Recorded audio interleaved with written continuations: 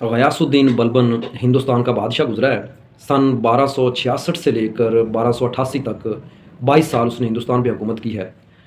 तो गयासुद्दीन बलबन जिस दिन तख्त नशीं हुआ, उसने क्या किया कि सबसे पहले वज़ू किया, और वज़ू करने के बाद उसने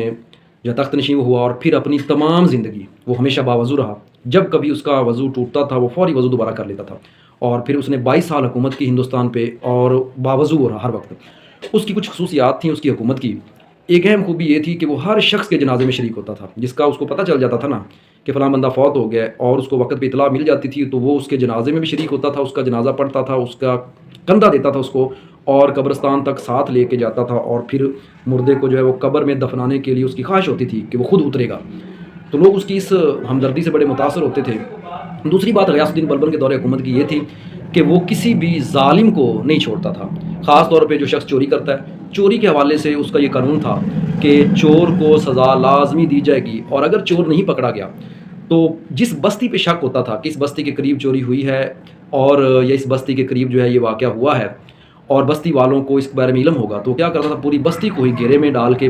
पूरी बस्ती को ही जकड़ लेता था, और अगर उसको पूरी की पूरी बस्ती तबाह करनी पड़ती थी वो कर देता था। लेकिन वो असल जो ज़ालिम होता था उसको नहीं छोड़ता था। लिहाजा उसके दौर में ये चीज़ आम थी कि अगर कोई शख्स, किसी ने कोई जुल्म किया है या किसी ने चोरी किया है, तो वो किसी बस्ती में जाके पनाह लेता था, तो बस्ती वाले खुद ही बादशाह को इतला देते थे कि जुल्म इसने किया है, लिहाजा इसका कसूरवार भी यही है, सज़ा इसको मिले, पूरी बस्ती को सज़ा नहीं मिलनी चाहिए। लिहाजा क्या था, गयासुद्दीन बलबन के दौरे हुकूमत के चंद सालों के बाद ही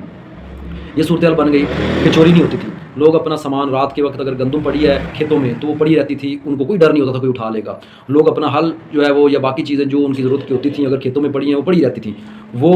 जो है उनको